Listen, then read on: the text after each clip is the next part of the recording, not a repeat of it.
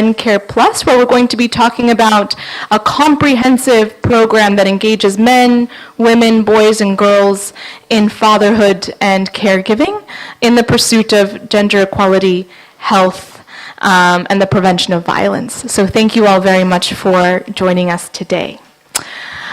So what's going to happen is I'm going to give a quick introduction, and then we're going to have each of our esteemed panelists here talking about the country context from which they work to implement this program. And then we will end with some concluding statements and a word from a representative from the Ministry of Foreign Affairs in the Netherlands.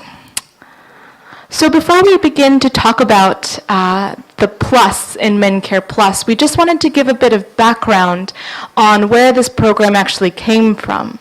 The Global Men Care campaign, which some of you may be familiar with, was launched in 2011 and basically has three components. The first is using this campaign as leverage to influence societal and structural changes in the pursuit of how do we integrate these gender transformative approaches in policy, within health systems. The second is how is using media and communications through films, through photographs, through posters, to promote positive images of men engaging in care work. And the third is influencing individual and relationship level changes in attitudes, perspectives, and practices around various dimensions of gender equality. So the campaign is now active in over 30 countries around the world and has been adapted to all of these unique contexts. And the plus in Men Care Plus is to bring all of these different components together in one specific program. So we have the global campaign, which is active in 30 countries. Many Men Engage members are actually actively involved in that. And then we have the plus, which is what we'll be talking about today, which is this comprehensive program that brings all of these different components together. So in the blue, you will see all of the different activities that compose the program. The first is doing work with youth, with girls and with boys at the community level through group education, engaging them in the development of their own campaigns. The second is through engaging men and couples, their partners, in through a program called Program P, which is the gender transformative approach to critically reflecting on harmful norms around masculinity and parenthood. The third is the implementation of these campaigns. The fourth component, which is actually integrated in all of these various outputs, is education on the use of contraceptives. We also work at a structural level, training healthcare providers and sensitizing them to the importance of engaging with youth and engaging men in maternal and child health, sexual reproductive health and rights. And the final component is working with men who have actually perpetrated or used violence in the past to prevent that kind of behavior from happening into the future. So our theory of change is if we compile all of these different components together, we will see these intermediate outcomes. So more positive norms around gender, the prevention of violence, and increased utilization of sexual and reproductive health and maternal health services that then translate into the impacts that you see in the purple box. Underlying all of this is obviously our strong partnerships with the ministries of health and education that can actually help to sustain the kind of impact that we're hoping to see. Just a couple brief points just on the overview of the project itself. It's a 3-year program. We are now in the 2nd year. Promundo and Rutgers WPF are the two co-coordinating organizations. And we work with our implementing partners who you'll hear from in just a few minutes in Brazil, Indonesia, Rwanda, and South Africa. The target group is working with men, women, boys, and girls aged 15 to 35. And you'll see just a reiteration of what you saw on the previous slide, the improvement of all of these different dimensions around health and gender equality, and it's funded by the Dutch government. So thank you very much, and with that I'm going to hand it over to my colleague Kate, who's going to be moderating the rest of the session. Thank you. All right. Thank you, Jane. My name is Kate Doyle. I'm also coming from Promundo, and I'm very happy to co-moderate this session with our colleagues also from Rutgers WPF. And as Jane mentioned, it's a comprehensive program, and in each country they are implementing all of these different interventions, and in each country it has a little, different differences that have been adapted to the local country context. So today we're going to give you the chance to hear about 10 minutes from each of the 4 countries, and because they are implementing this comprehensive program, they're going to just highlight some of the key specificities of their context and that they're implementing to give you an idea of how the program is different across countries, but also some of the unique adaptations that have been done in each country. So I'm very happy to be able to introduce our panelists to you, and we're going to go presentation by presentation, starting with South Africa. And we're going to do all 4 country presentations, and then we're going to open up for questions and answer. So if you have a question during a particular presentation, please just hold it until we open up the question and answer period, in which case you'll have about 20 to 30 minutes to ask questions of the panelists, okay? So I'm very happy to first introduce from South Africa, Karen Risi from Mosaic and Andre Levax from Sonke Gender Justice, who are going to talk a little bit about the male counseling component of MenCare Plus and about work with fathers. Thanks so much, Kate, and good afternoon to all of you. The South African MenCare Plus program, as Kate mentioned, we run as a partnership between Mosaic Training Service and Healing Center for Women and Sonke Gender Justice. And before I really start talking about the counseling program itself, I want to give you a little bit of an idea of what the context looks like in South Africa in terms of gender-based violence and absent fatherhood. When we're looking at absent fatherhood, 1 out of 2 fathers are absent from a child's life in South Africa, which means that 54% of men aged between 15 and 49 years are fathers. 50% of these do not have daily contact with their children. And there's much research to support that a father's absence is generally associated with negative outcomes for women and children. When we're looking at intimate partner violence, the World Health Organization estimated in their report from 2013 that 1 in 3 women will experience violence at the hands of their intimate partners in their lifetime. In South Africa, almost 1 out of every 2 men, or 48%, have admitted to using violence against their intimate partner, so much higher than what the average has been reported on globally. The same research that was presented by the World Health Organization looked at the number of women who were murdered at the hands of their partners, and 38% of all females murdered were murdered by their intimate partner. In South Africa, this stands at 56% of murders.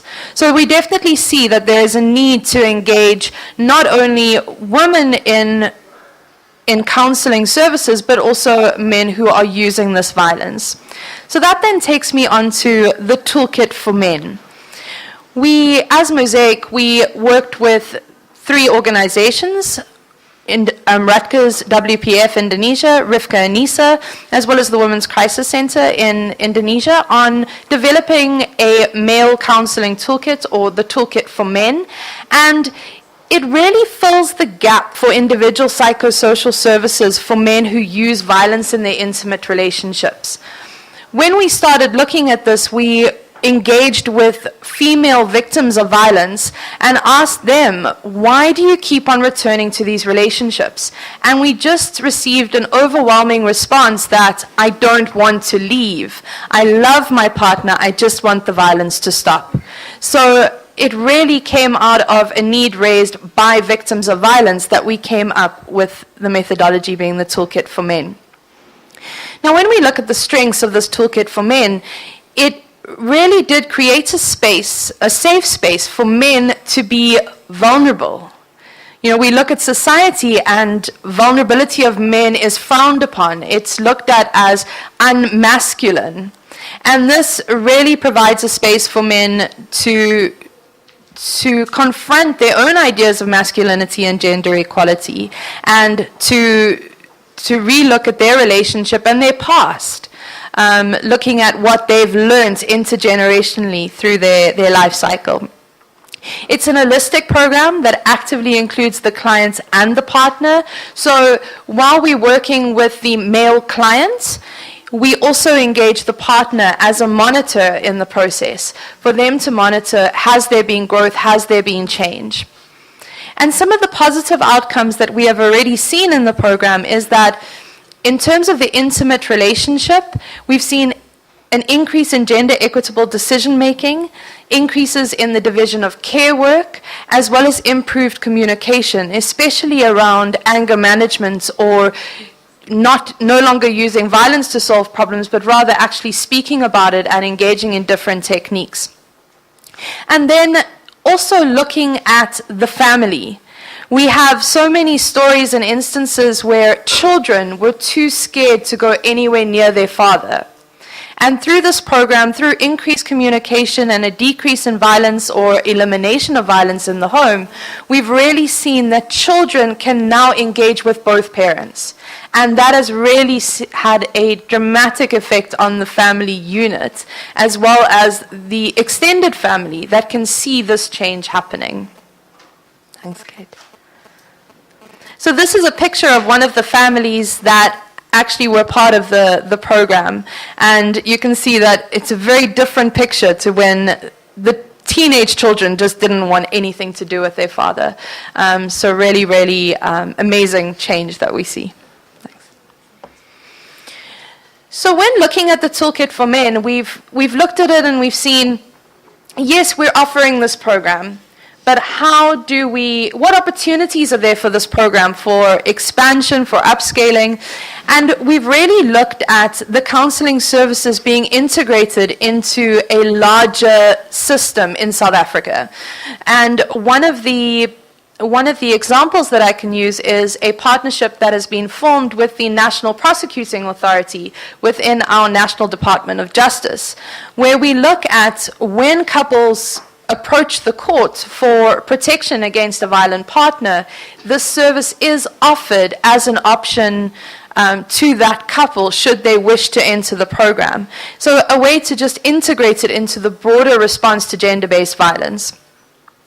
And then we've also seen that as an unexpected consequence or outcome of this program is we have seen that there has been a development of support groups, both formal and non-formal, led by men who have completed the program. So really creating new social support systems for men. We've also seen an increase in counseling capacity through the training of counselors, and for men and women that have actually completed the program, they have now become advocates of the program. They are the ones that are going out into communities, going out to their families, and actually promoting Men Care Plus as a whole, as well as the counseling program.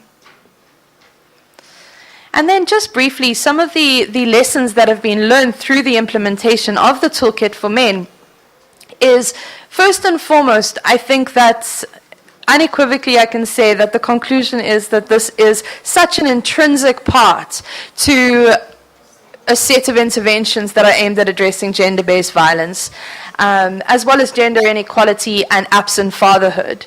We need to engage everybody that is involved in that system, not just women and children. So this has really been great. Also looking at, when we look at South Africa, we have a very diverse cultural and racial makeup of our society. So when we're looking at adaptation of a program like this, we really had to look at how do we make it as inclusive as possible and that it would work in various cultural and racial settings. So that is something that we're still looking at and still exploring to see what is the best methods used in different cultural groups. And one of the most important aspects of this program is that the partner be included and that they actively participate. We've really found that to negotiate the changes and the skills, we cannot upskill one partner without upskilling the other, but also that there is an understanding. So when we're talking about anger management techniques or we're talking about communication, we need both partners to know that this is how we communicate. So it's shared skills. And intergenerational violence is what we're seeing more and more. And we really believe that if we focus on what has been learned, change that behavior, we will be able to then influence a future generation. And we've seen that in children that become more loving and start modeling their newfound behavior of their parents. And finally, I really want to say that we are seeing more and more men actually coming forward and saying, I need help, please help me. And that is something that we didn't see 2 years ago when we started with the Men Care Plus program. And I think it's really got to do with the holistic nature of the Men Care Plus program, with the multi-level of interventions as well as the number of programs that form the Men Care Plus program. So, thank you. She also spoke about the country context where we're struggling with a situation that where we have a lot of absent fathers, fathers that not only use violence, but fathers that are not involved in the lives of their children, fathers that are not staying in the same household, but then also you get that fathers that are staying in the household, but they're not really involved. So we look at how do we get fathers more positively involved, so that fathers also understand what is the benefits of being involved fathers, not only for fathers themselves, but also for children and for their partners, and what does it mean for their relationships.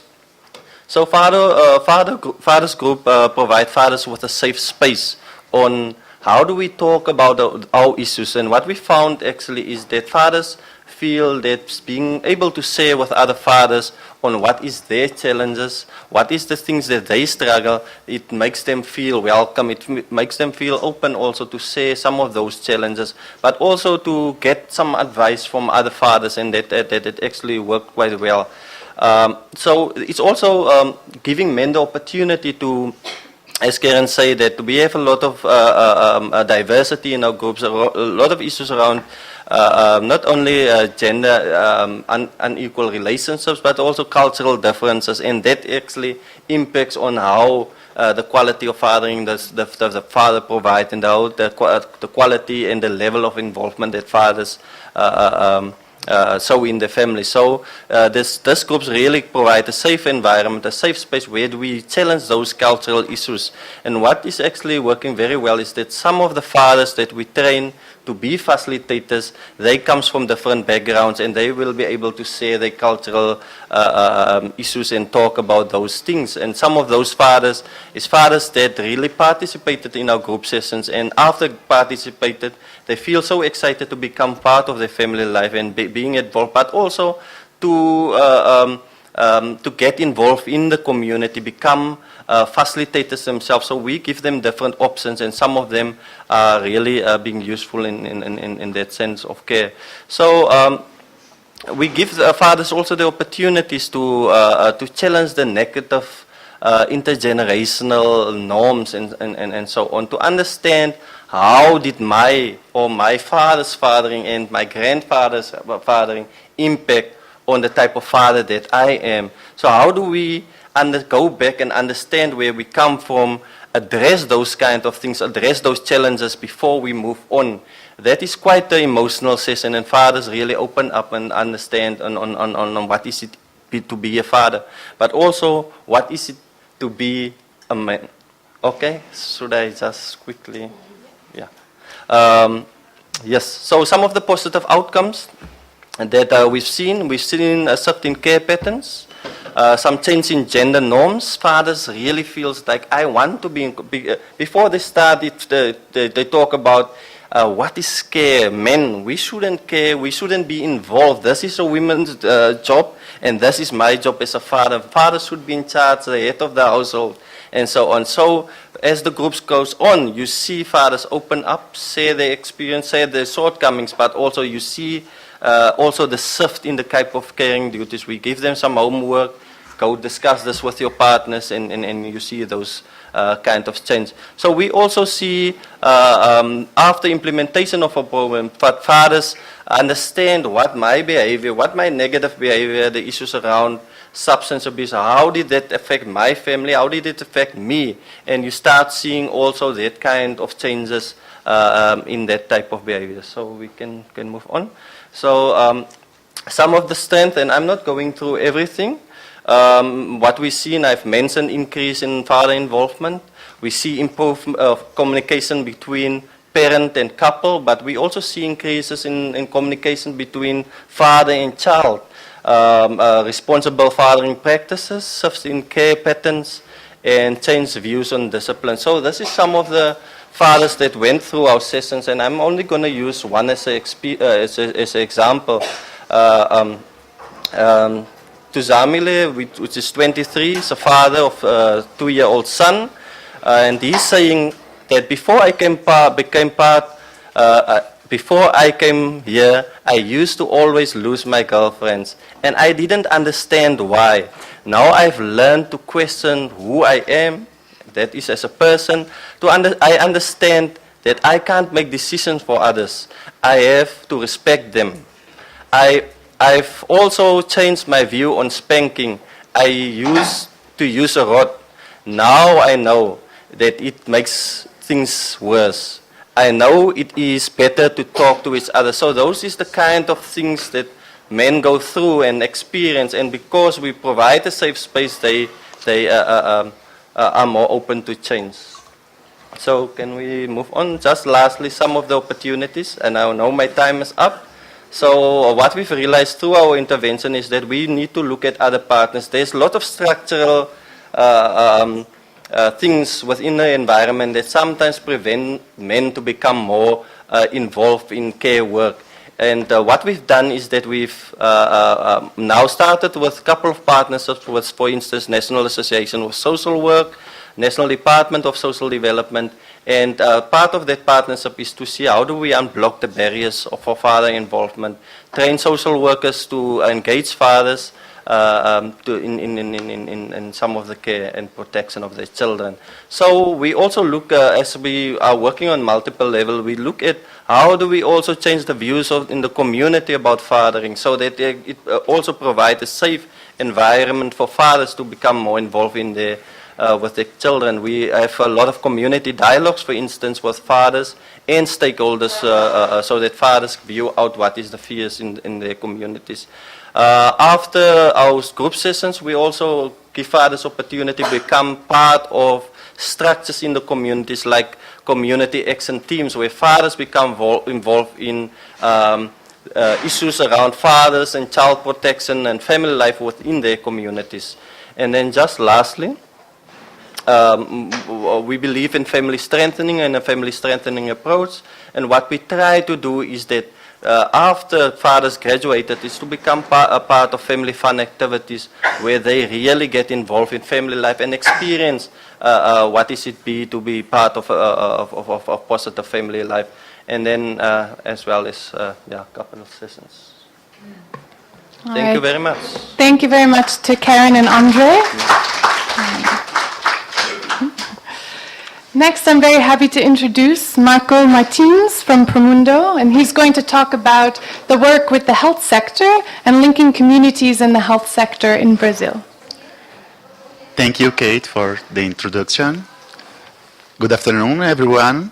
As you are going to notice in a few seconds, I'm not good with the English, so I'll try to make myself clear. So when these panel organizers comes to the panelists and asked for, try to find or to try to deliver today a presentation focused on what makes this program so unique in our countries, I start to think what makes unique is the being able to conduct an integrated program alongside the health sector, the education sector, and the justice sector. So, but you don't, as in the yesterday session on State of the World Fathers, Jorge Lira said, you don't build these relationships from one day to another. So it takes time. And Promundo in Brazil have been working in a committee since 2002 in order to involve men in, as a caregiver in health services.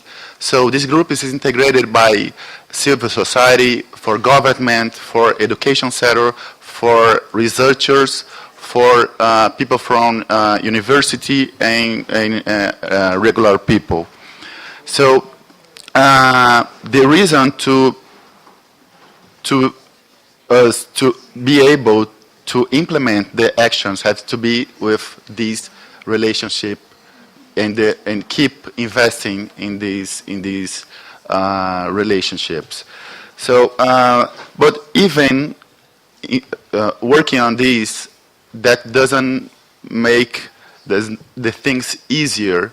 So in Brazil, we have one very complex political system and a very complex electoral cycle of politics. So that's influence in our work directly because the bureaucracy, because of the changes that this electoral cycle provide, the change in personnel. So many times we need to restart the work that we already were doing. So, but the first step to mobilize in civil society, communities, and governments was to adapting the methodology of Program P. We developed this methodology alongside Promundo in Brazil and our partners in Latin America as Cultura Salud in Chile and Rede de Masculinidades in Nicaragua. Bueno, sorry. When we come to Brazil, because we first worked on this program in Spanish, when you bring this program to Brazil, we start the conversation with health sector about how to implement the program. So the first idea in the adaptation of the program was to involve the professionals from health sector in order to guarantee sustainability, because if they were involved in the process of adapting the program, this would increase the chance that the program would be used during daily basis. Sorry. The second step was to piloting the program in low-income communities.